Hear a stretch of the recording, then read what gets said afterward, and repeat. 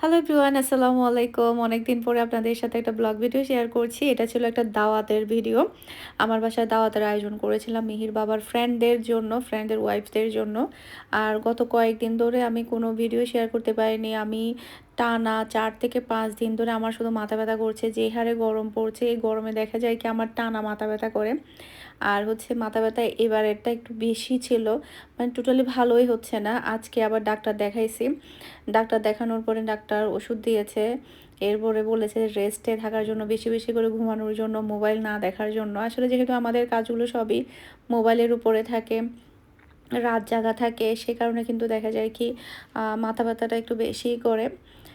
এখনও ভালো হয়নি, এখনও মাথা ব্যথা করছে। তারপর আগের থেকে কিছুটা কমেছে আলহামদুলিল্লাহ। তো আমি এখানে হচ্ছে একটা পুডিং বানাবো। এবারে পুডিংটা হচ্ছে আমি একটু ডিফারেন্টভাবে বানাবো। মানে হচ্ছে আমরা যেভাবে কেক বানাই, প্লেন কেক, সেই প্লেন কেকের মোল্ডে হচ্ছে আমি পুডিংটা বানাচ্ছি।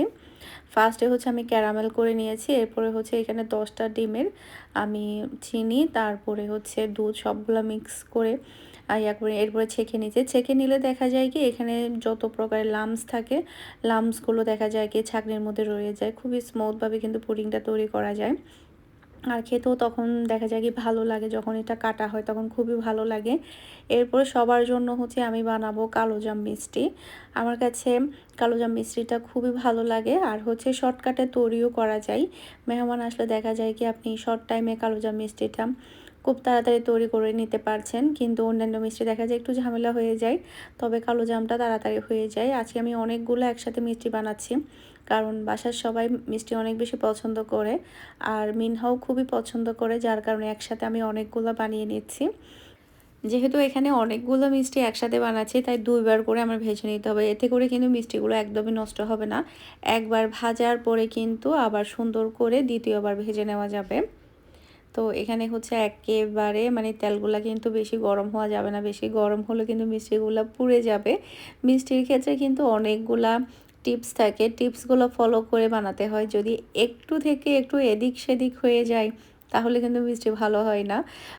আর কি জানেন, পরিমাপটাও কিন্তু একেবারে ঠিক রাখতে হয়। একটু থেকে একটু ১৯-২০ হয়ে গেলে কিন্তু মিষ্টি নষ্ট হয়ে যায়। কারা, কারা আমার মতো মিষ্টি বানাতে পছন্দ করেন? এখন তো আসলে অত বেশি মিষ্টি বানানো হয় না। মাঝে, মাঝে বানানো হয়। তবে মিষ্টি বানাতে আমার কাছে খুবই ভালো লাগে। এই যে দেখতে পাচ্ছেন কতগুলো ভাজার পরে আরও কতগুলো রয়ে গিয়েছে। এগুলা ভাজা শেষ হলে তারপরে আমি বাকিগুলা ভেজে নেব। শুধু মিষ্টি বানানোর ক্ষেত্রেই না, আপনি যদি কেক বানাতে যান সেক্ষেত্রেও কিন্তু পরিমাপটা আপনাকে ঠিক রাখতে হবে। আর একটা জিনিস জানেন, আমাকে যখন আমার পরিচিত ভিউয়ার্সরা কল করে তখন কিন্তু একটা কথা বলেই বলে, সেটা হচ্ছে কেক আর মিষ্টি। কেক আর মিষ্টি দিয়েই হচ্ছে আমার পরিচিতি। সবাই বলে যে আপু আপনি যখন কেক বানাতেন তখন আপনার ভিডিওগুলো কন্টিনিউ দেখতাম। যখন আপনি মিষ্টি বানাতেন, বিজনেস করতেন, একটা ভিডিও আপনার মিস করতাম না।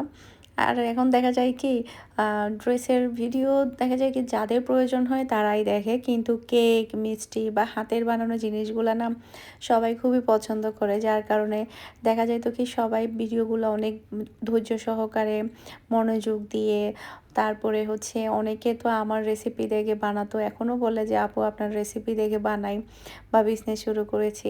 তখন আসলে খুবই ভালো লাগে। আগের মতো আসলে ওভাবে রান্না বান্না তারপর অন্যান্য কাজগুলো করা হয় না, যেহেতু জানেন এখন আমি পুরো দমে হচ্ছে বিজনেস ওম্যান। যার কারণে ঘরের কাজগুলো তো মোটেও করা হয় না।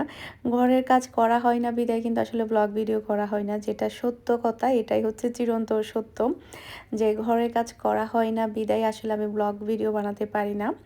তো এদিকে হচ্ছে বউ শাশুড়ি মিলেই হচ্ছে আমরা ২ জনে রান্নাবান্না শুরু করে দিয়েছি। আমি এদিকে রান্না করছি মাংসর আইটেম, আর আমার শাশুড়ি ওদিকে হচ্ছে মাছের আইটেমগুলো রান্না করে নিচ্ছে ২ জন মিলে। আমরা একদিন আগে কিছুই করিনি, আজকেই সব কিছু রান্নাবান্না করছি ২ জন মিলে। এদিকে হচ্ছে ইলেকট্রিক চুলায় হচ্ছে আমি হাঁসের মাংস বসিয়ে দিয়েছি। কারণ হচ্ছে হাঁসের মাংসগুলো না একটু শক্ত, যেহেতু হাতিয়ার হাঁস, হাতিয়ার দেশি হাঁস, সেই কারণে একটু শক্ত ছিল, যার কারণে একটু টাইম লাগবে।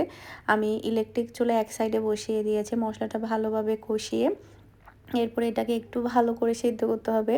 আর ভালো করে যদি সেদ্ধ না করে তখন দেখা যাবে হাঁসটা একটু শক্ত শক্ত রয়ে যাবে, খেতে অত বেশি ভালো লাগবে না। সেই কারণে টাইম নিয়ে কষাতে হবে, টাইম নিয়ে রান্না করতে হবে। মাশাআল্লাহ, কালারটা কিন্তু অনেক বেশি সুন্দর হয়েছে। আর না, আজকে ভাইয়ারা বলেছিল, ভাইয়ারা চিতল পিঠা দিয়ে হচ্ছে হাঁসের মাংস খাবে। তবে আস্তে, আস্তে অনেক বেশি লেট করে ফেলেছে, যার কারণে আর পিঠা খেতে পারেনি, ভাত দিয়েই খেয়েছে। তো এটা এখনও কষানো হয়নি, আরও অনেকক্ষণ কষাতে হবে, মানে কষাতে, কষাতে কালারটা চেঞ্জ হয়ে যাবে। আর কষাতেই দেখা যায় কি অর্ধেকটা পরিমাণ রান্না হয়ে যায়। আর আমি যে পাতিলে রান্না করেছি এটা কিন্তু ফারজানাস অনলাইন শপ থেকে নিয়েছি, মানে আমার বড় আপুর পেজ থেকে। আপুর পেজ থেকে আমি অনেক কিছুই নিয়েছি যেগুলো আমি ডেলি ইউজ করছি। এত ভালো ভালো প্রোডাক্ট আপু সেল করছে আলহামদুলিল্লাহ। এই কড়াইটাও কিন্তু আমি আপুর কাছ থেকে নিয়েছি, যে কড়াইতে আমি মিষ্টি বানিয়েছি, যে কড়াইতে আমি ডিমের কোরমা রান্না করেছি, এটাও কিন্তু আপুর কাছ থেকে নেওয়া। আর সেই সাথে আপুর পেজ থেকে আজকে আমি অনেক কিছু অর্ডার করেছি, সেটা হচ্ছে অরেঞ্জ কেক আর ব্রাউনি। আপুর হাতের ব্রাউনি আর হচ্ছে অরেঞ্জ কেক মাশাল্লাহ এত বেশি মজার, সবাই খুবই পছন্দ করেছে ব্রাউনি আর অরেঞ্জ কেক। আর যারা চট্টগ্রাম সিটিতে আছেন আপনারা অবশ্যই ফারজানাস অনলাইন শপে আপনারা অর্ডার করতে পারেন। আপু কিন্তু পুরো চট্টগ্রাম সিটিতে হোম ডেলিভারি দিয়ে থাকে। সাথে কিন্তু আপুর নতুন নতুন অনেক প্রোডাক্ট কিন্তু অ্যাড হচ্ছে আপুর বিজনেসে আলহামদুলিল্লাহ। চট্টগ্রামে আপু বিজনেস শুরু করার পর থেকে আমি কেক বানানো ভুলেই গিয়েছি, কারণ যখনই দরকার হয় তখন আপুকে বলে দেয়, আপু বানিয়ে পাঠিয়ে দেয়। তো আজকেও কিন্তু মেহমান আসবে, একদিন আগে আপুকে বলে দিয়েছে যে আপু মেহমান আসবে, আমার জন্য অরেঞ্জ কেক লাগবে, এরপরে হচ্ছে ব্রাউনি লাগবে। আপুর সাথে সাথেই বানিয়ে পাঠিয়ে দিল। তো মাশাল্লাহ খুবই টেস্টি ছিল ব্রাউনি আর হচ্ছে অরেঞ্জ কেক। সে সাথে আমি এখানে নাস্তা দিয়ে দিয়েছি। তো ভাইয়ারা কিন্তু এখনও আসেনি, শুধুমাত্র রুমি আপু এসেছে, বাকিরা এখনও আসেনি, সবাই এখনও পথে। তো আপুকে আমি নাস্তা দিয়ে দিয়েছি, এরপরে আমরাও নাস্তা করে নিব, কারণ আমরা সন্ধ্যায় এখনও কেউ নাস্তা করিনি। এদিকে হচ্ছে আমি পুডিংটা কেটে নিচ্ছি, যেহেতু পুডিংটা একটু লম্বা ছিল যার কারণে মাঝখান দিয়ে মনে হচ্ছে একটু হয়নি। তো এটা আমার একটু বুঝতে ভুল হয়েছে, মাঝখানেরটা একটু নরম ছিল, সেটা আর একটু হলে ভালো হতো। তো এদিকে হচ্ছে রাতের খাবার দাবার আমি দিয়ে দিয়েছি। আমরা কী কী রান্না করেছি আপনাদের সাথে শেয়ার করি। আমরা রোস্ট করেছি, পোলাও করেছি, হাঁসের মাংস, গরুর মাংস, ডিমের কোরমা, চিংড়ি মাছ ভাজা, মাছ ভুনা, টমেটো ভর্তা, চিংড়ি মাছ আর হচ্ছে সিমের ভর্তা, এরপরে হচ্ছে লুট্টা মাছ ভাজি, চেও মাছ ভাজি, সালাদ। আলহামদুলিল্লাহ সবাই খেয়ে অনেক বেশি খুশি হয়েছে। আর এটা হচ্ছে পরের দিন, আমরা সবাই মিলে হচ্ছে একটা রেস্টুরেন্টে এসেছি। আমাদের বাসার পাশের গলিতে হচ্ছে নতুন একটা রেস্টুরেন্ট ওপেন হয়েছে, আরও বেশ কয়েকদিন আগে, কয়েকদিন না আরও জাস্ট কয়েক মাস আগে। আমাদের আসা হয়নি, মানে বিশেষ করে আমার আসা হয়নি, ভাবিরা এর আগেও এসেছিল। তো এখানে আসার পরে হচ্ছে আমরা যখন ফার্স্ট টাইম এসেছিলাম তখন আমরা জাস্ট একটা ফালুদা খেতে পেরেছিলাম, এরপর বাকিটা আমরা খেতে পারিনি, কারণ রেস্টুরেন্টে কারেন্ট ছিল না। পরের দিন আমরা আবার আসি, আবার এসে আমরা এই রেস্টুরেন্টের খাবার টেস্ট করি। খাবারগুলো মাশাল্লাহ অনেক মজার ছিল।